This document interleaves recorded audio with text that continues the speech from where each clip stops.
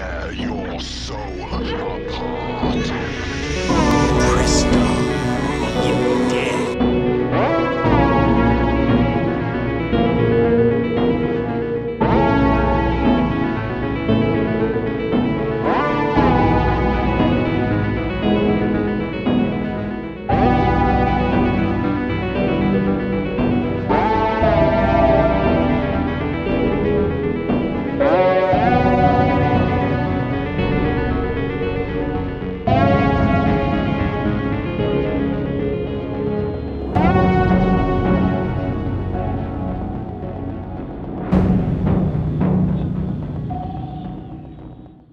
Is the epic journey of the Starship Enterprise, traveling to the outer limits of time and space to challenge a vast, living machine of destruction.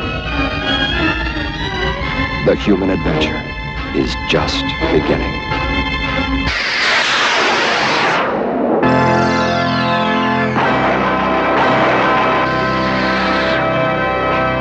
Star Trek, the motion picture. Ne t'occupe pas de ce qu'il y a dedans, tu sais.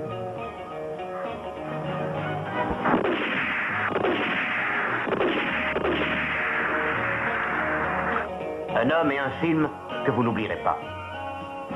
Django.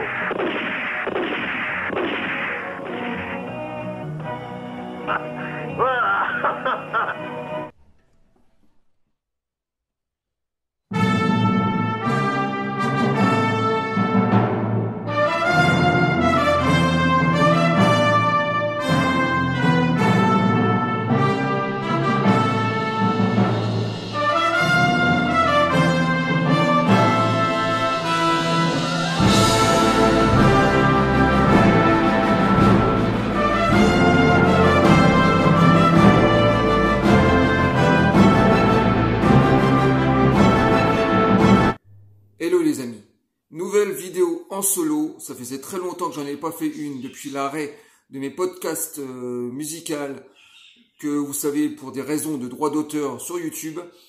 J'avais vraiment pas envie de continuer dans cette lancée en présentant des pièces musicales et de me faire, tout le monde fait, bloquer par YouTube après peut-être une heure et demie de travail. Donc voilà, c'est tout simple. Donc cette nouvelle vidéo, on va parler des toutes dernières achats audio-vidéo que je me suis procuré ces derniers mois. On commence tout de suite. On va commencer par le cinéma avec ce magnifique coffret Star Trek. Alors c'est une édition 4K, donc avec le rajout des Blu-ray bien sûr. Et c'est les 4 premiers Star Trek. Donc le premier bien sûr c'est ce film très inspiré de 2001, l'Odyssée de l'espace, donc très métaphysique, c'est très lent, c'est magnifique. Moi, j'attends Star Trek, donc forcément j'adore. Le deuxième, on est beaucoup plus dans l'état d'esprit de la série télé, donc La Revanche de Ken, qui est un pur film d'aventure, un pur film dans la lignée de la série Star Trek. Star Trek 3 à la recherche de Spock, ben on est cette fois-ci dans un fil conducteur parce que faut bien le savoir, à partir de Star Trek 2 jusqu'à Star Trek 4, ce sera une histoire racontée, un fil rouge donc, et on suit les aventures de notre équipage préféré dans ce Star Trek numéro 3 pour faire renaître Spock, bien sûr, donc c'est bourré d'aventures. Ce film fait un côté un peu plus série B, mais totalement assumé. Il y en a beaucoup qui ne l'aiment pas, moi je l'aime bien, ça c'est bourré de couleurs, voilà, les effets spéciaux sont peut-être rudimentaires, mais je l'aime bien moi. Et on va finir par le quatrième, donc Retour sur Terre, qui est une histoire un peu farfelue de retour, de voyage dans le temps en fait. Nos héros se retrouvent en 1984, en plein milieu des années 80, et ils doivent rechercher des baleines pour sauver le futur, voilà tout simplement. Donc c'est une histoire totalement farfelue. Quand je regarde ce film, des fois je l'apprécie et puis par d'autres je l'apprécie pas, donc tout dépend de mon humeur. Mais en tout cas, ce magnifique coffret 4K, toutes les copies sont remasterisées avec un échantillon des couleurs, donc une photographie parfaite. Donc voilà, je vous le conseille vivement. c'est magnifique. Sur une belle télé 4K, sur une OLED par exemple, c'est encore mieux. Donc je vous le conseille vivement.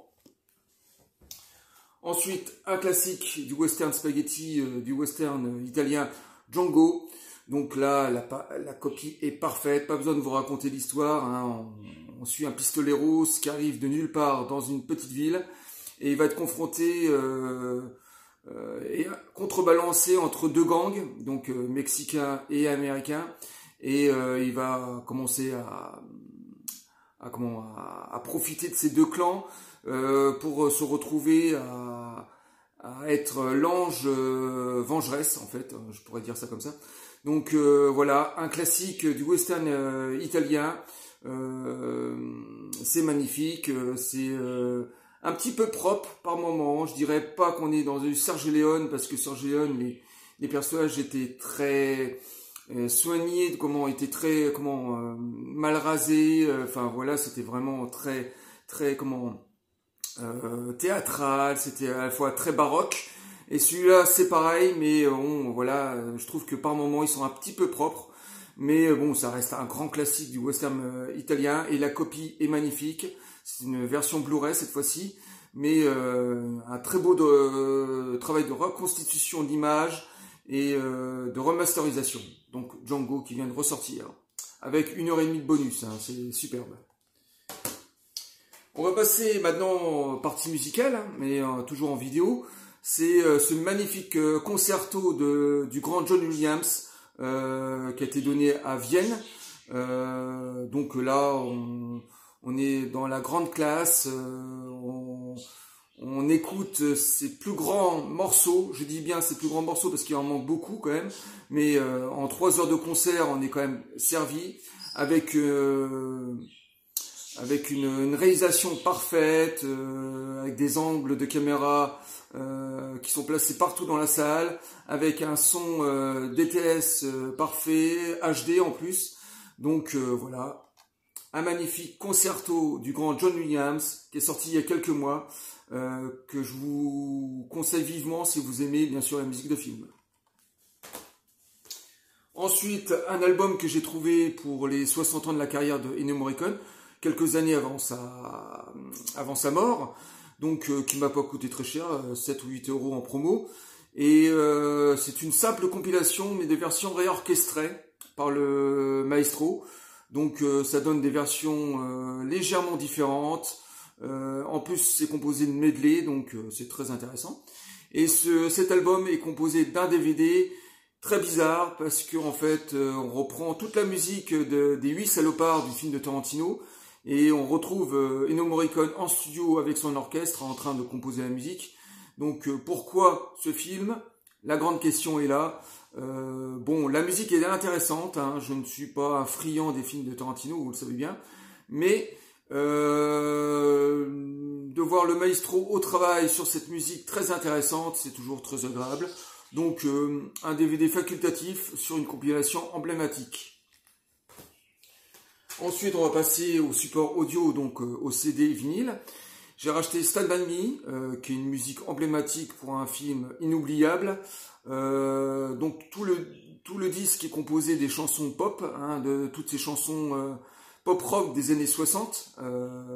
Il y en a certaines qui sont extrêmement connues, dont Stand By Me. Et d'autres un peu moins connus, et l'album se termine par un medley musical qui dure à peu près 10 minutes sur les thèmes, les meilleurs thèmes du film, qui est juste déchirant. D'ailleurs, on récupère bien sûr Stand By Me en version instrumentale. C'est une série limitée, donc un album qui est sorti il y a quelques années. Je vous le conseille vivement si vous aimez le film et la musique. On poursuit par une édition limitée de Scarface, donc le film de Brian De Palma, le grand film de Brian De Palma, avec la musique de Giorgio Moroder, bien sûr, très musique électronique, années 80, sirupeux, comme on les aime en tout cas, expérimental aussi, parce qu'il y a un peu de funk, voilà, on mélange un peu des styles. Donc cet album était en série limitée. Et en plus de ça, c'est accompagné de 3 autres films qui sont Cat People, par exemple, qui est un film qui était aussi une musique de Giorgio Moroder, donc que je connaissais absolument pas, que je connaissais le film, mais je connaissais pas la musique. Et la musique est très belle et aussi très années 80, donc c'est dans le même état d'esprit, donc c'est parfait. Ils l'ont mis sur le même disque. Donc voilà, si vous aimez Giorgio Moroder et si vous aimez Brian De Palma, c'est pour vous. On poursuit sur les vinyles. J'ai racheté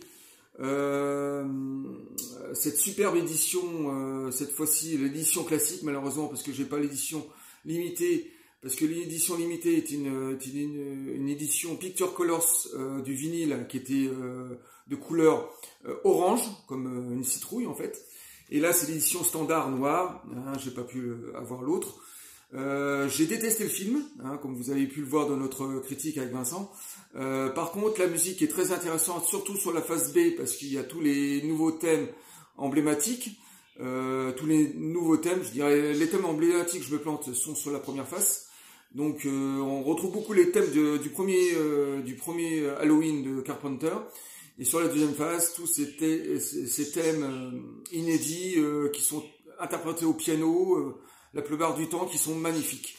Et vous pouvez voir, la pochette est superbe, avec une reconstitution à l'intérieur, vous voyez. Et puis, la jaquette intérieure, voilà, très belle photo. Voilà, la qualité est superbe en plus.